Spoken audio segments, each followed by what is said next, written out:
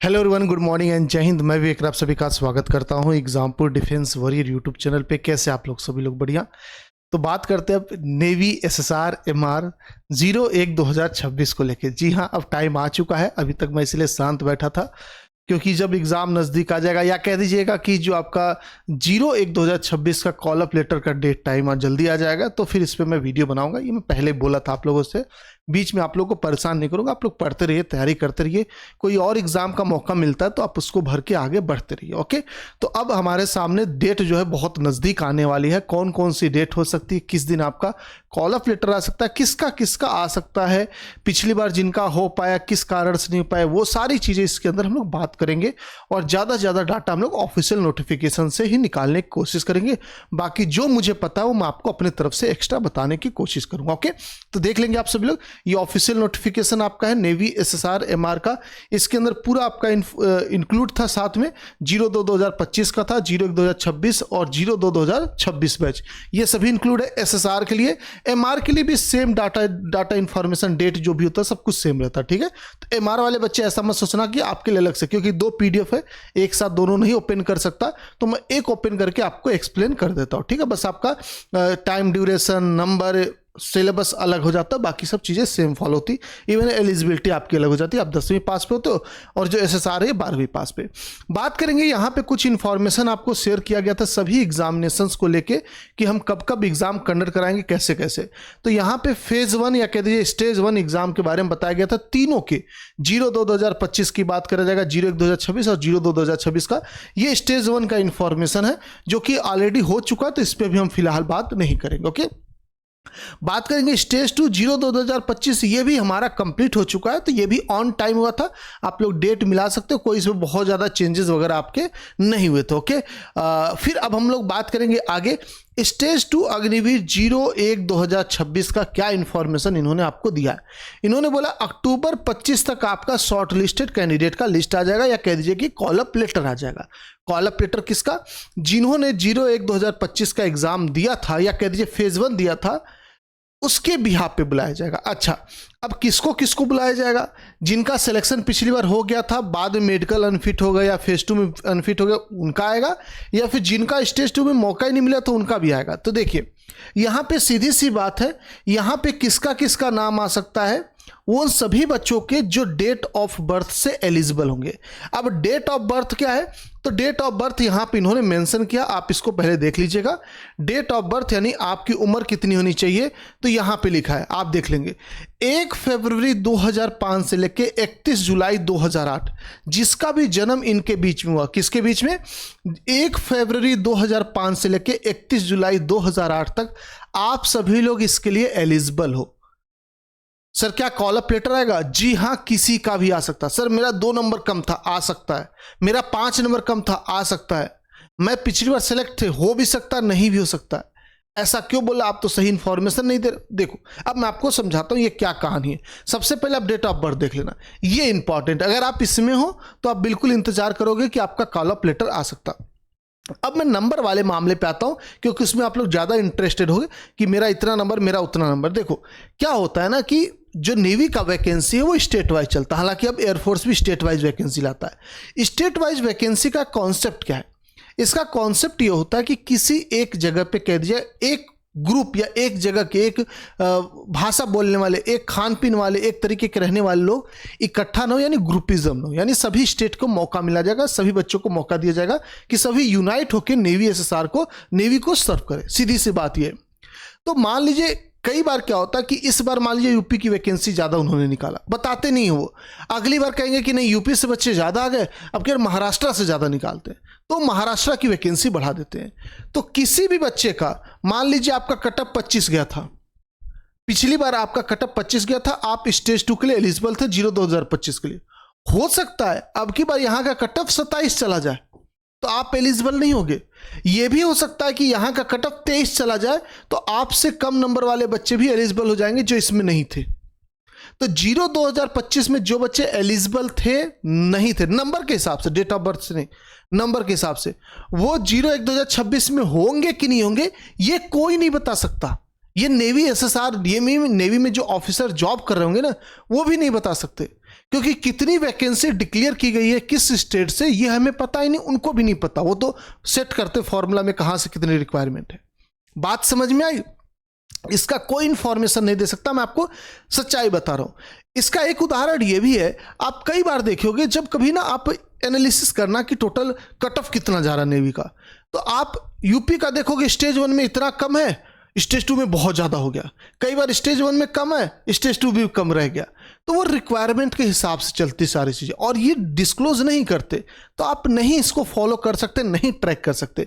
इसलिए मैं कह रहा हूँ जिस भी बच्चों का आपने 02/2025 का फेज 2 दिया है, तो बिल्कुल आप 01/2026 के लिए एलिजिबल हो सकते हो और हो भी नहीं सकते हो। जिस बच्चे का 3-4 नंबर कम था वो आराम से हो सकता है, इसमें कोई डाउट नहीं। लेकिन क्या सभी स्टेट का नहीं, सभी स्टेट का नहीं। वेस्ट बंगाल वगैरह का मैं मानता हूँ आराम से हो जाएगा, क्योंकि वेस्ट बंगाल का थोड़ा सा कट ऑफ हाई था जितनी जाती है, तो वेस्ट बंगाल का ऑटोमेटिक कम आएगा 2-3 नंबर। आप 02/2025 में एलिजिबल नहीं थे, 2-3 नंबर कम है, तो आप अगली बार हो जाओगे। उड़ीसा हो गया, तमिलनाडु हो गया, महाराष्ट्र, इन लोगों का कट ऑफ ठीक ठाक था। गुजरात हो गया आपका, वहाँ भी कट ऑफ डाउन जाएगा आपकी बार। यूपी बिहार वगैरह थोड़ा स्टेबल रहेगा, 1-2 नंबर रहेगा तो उससे एडजस्ट कर लेगा। ये मेरी प्रिडिक्शन है, बट हो सकता है और भी कम हो जाए, मतलब सभी को मौका मिले, ये कह सकते। अच्छा, मान लीजिए जो बच्चे 02/2025 दिए मेडिकली अनफिट हो गए, वो एलिजिबल होंगे? हाँ होंगे बाबू, वो भी एलिजिबल होंगे। आप किसी भी कारण से बाहर हो गए थे इसमें 02/2025 वाले में, किसी भी कारण से आपको इसमें वापस से मौका दिया जाएगा। इस चीज को ध्यान से सुनना, इसका ये यहां से आप डिस्क्वालीफाई हो गए, इसका ये नहीं मतलब कि आगे मौका नहीं मिलेगा, बिल्कुल मिलेगा, लेकिन इसके नंबर पे नहीं मिलेगा। आपको वापस से इसका फेज 2 का एग्जाम देना होगा, मतलब जहां पे रिटेन, मेडिकल, फिजिकल, ये सारी चीजें होंगी, वापस से देना होगा। इसके नंबर को लेके अब क्या है, ये पूरा हमारे लिए यूजलेस हो गया, आपके लिए यूजलेस हो गया। जो भी बच्चे 02/2025 का दिए थे वो सभी यूजलेस हो गए। अब वापस से आपको फ्रेश सब कुछ प्रोसेस से करना होगा। स्टेज 1 हो चुका, वो दोबारा नहीं होगा, स्टेज 2 आप सभी को देना होगा। वापस से बता दें, जिन भी बच्चों का 02/2025 में नहीं हो पाया था, किसी कारण से नंबर कम रह गया था, 01/2026 में आपका बहुत अच्छा खासा मौका मिलेगा, ये तो श्योर है। कितना कम नंबर जाएगा ये देखने वाली बात है, ओके, कितना कम जाता है ये देखने वाली बात है, बट हाँ मौका सबको मिलेगा आपकी बार। मतलब 2-3 नंबर तो कम से कम मान लो, जो हेवी कट ऑफ वाले लोग हैं, रेंज जो स्टेट होते हैं, ठीक है। अब इसके अंदर प्रोविजनल को लेके, प्रोविजनल सिलेक्टेड लिस्ट को लेके भी इन्होंने इंफॉर्मेशन दिया है। आप इसको अच्छे से पढ़ोगे तो मैं आपको दिखा देता हूं थोड़ा सा। पीएसएल को लेके, मतलब जो फाइनल सिलेक्शन वो किसके बिहाफ पे करेंगे देखेंगे। यहां पे लिखा है इन्होंने कि provisional select list for respective stage 2 exam of each batch will be prepared based on performance stage 2 written exam. यानी सभी एग्जाम का आपका अलग अलग मेरिट बनेगा। आपने अभी तक जो स्टेज 1 दिया वो तो खैर यूजलेस ही है। 02/2025 जो आपने दिया था वो भी आपके लिए यूजलेस हो गया, वापस से आपको पूरा प्रोसेस करना होगा। Subject to qualify in physical fitness test and medical test, merit list Agniveer SSR male and female will be based on state wise merit. The cut off marks for issue call of letter for recruit at INSTL का result will be, देखेंगे एक second यहाँ पे हाँ ये देखिए यहाँ पे नोट पढ़ेंगे। Stage 2 process and provisional select list will be separate for Agniveer 02/2025, 01/2026 और 02/2026। इन्होंने मेंशन कर दिया कि 02/2025 का आपका जो भी स्टेज 2 का मेरिट था, जो भी आपका चीजें थी उसको भूल जाए, इनका अपना सेपरेट तैयार होगा पूरा प्रोसेस, ठीक है। तो जिन भी बच्चों का नहीं हो पाया था 02/2025 में, आप लोग कहीं डिप्रेशन में मत जाना, ठीक है। आपको वापस से मौका मिलेगा पूरा प्रोसेस देने का, ठीक है। ये है टोटल ओवरऑल कहानी। एनसीसी वाले बच्चों को डाउट आ रहा होगा, देखो एनसीसी में क्या डिस्काउंट मिलता है आपको। एनसीसी में डिस्काउंट मिलता है, आपका फेज 1 एग्जाम नहीं देना है और बाकी नंबर जो होता है फेज 1 यहां देना ही नहीं। तो एनसीसी वालों को पूरा प्रोसेस ही करना होगा, इसके चक्कर में रहना कहीं आपको एग्जाम नहीं देना हो। वो जो एग्जाम नहीं देना होता स्टेज 1 वो गुजर चुका है, अब स्टेज 2 तो आपको देना ही देना है, ओके। तो एनसीसी वालों को भी इसके प्रोसेस से जाना है, मतलब सबको, आप सभी को मौका मिलेगा और आप सभी को स्टेज 2 वापस से देना होगा। डेट कब की बन रही है, ठीक है, ये हो गई पूरी कहानी। अब डेट देख लेते हैं। देखो भाई साहब, इसका जो डेट है ना, नेवी बहुत स्ट्रिक्टली फॉलो करता है। अब जो मैं आपको डेट बता रहा हूं एग्जैक्ट तो इन्होंने नहीं बताया, इन्होंने बोला अक्टूबर 2025 में दे देंगे बेसिकली कॉल अप लेटर। उसके बाद कितने दिन का मौका दे रहे हैं, स्टेज 2 अग्निवीर 02/2026 नवंबर दिसंबर 2025। तो मान के चलते हम सभी लोग कितना नवंबर दिसंबर बोले तो आप कह सकते हो नवंबर एंड दिसंबर स्टार्टिंग, या फिर कह दीजिए बिल्कुल लास्ट में हो सकता है दिसंबर ले जाए, खूब डिले करेंगे तो भी। देखिए इसका जो डेट जा सकता है ना स्टेज 1 का 01/2026 का, वो आपका 20 अक्टूबर लेके चलना। 20 अक्टूबर तक आप सभी का कॉल अप लेटर आएगा। अगर 20 तक नहीं आया तो आखिरी डेट 25, 20 से 25 के बीच में आएगा। 20 से 25 के बीच में परेशान मत होना, इसी के बीच में आएगा। हाँ, अगर 25 अक्टूबर से 26 अक्टूबर जाता है तो ये सोचने की बात है। अब 20 से 25 अक्टूबर क्यों डेट लेके चले इतना एक्सटेंड करके? देखो अभी क्या ना हमारे देश में, या कह दीजिए हम लोग, या बहुत बड़ा त्यौहार आने वाला, होली, दिवाली, धनतेरस, भाई दूज, बहुत सारे त्यौहार लाइन से लगे हुए हैं। तो जब त्यौहार होता है ऑफिशियली बहुत जगह छुट्टी होती है, ऑफिस में भी छुट्टी होती है, यहाँ पे भी कुछ हॉलीडे होते हैं, ऐसा नहीं कि हमेशा ही चलता है। तो कुछ पर्सन को हॉलीडे दिया जाता है, कुछ पर्सन को काम कर लिया जाता है। तो इस वजह से ये थोड़ा सा आगे आपका जा सकता है। अदरवाइज 20 तक तो इनको करना ही था, ये कर देता है, और इनके ऊपर भरोसा भी मुझे। ओके, बात समझ में आई? जल्दी से बताएंगे। तो 20 अक्टूबर तक आप सभी लोग डेट लेके चलते हो।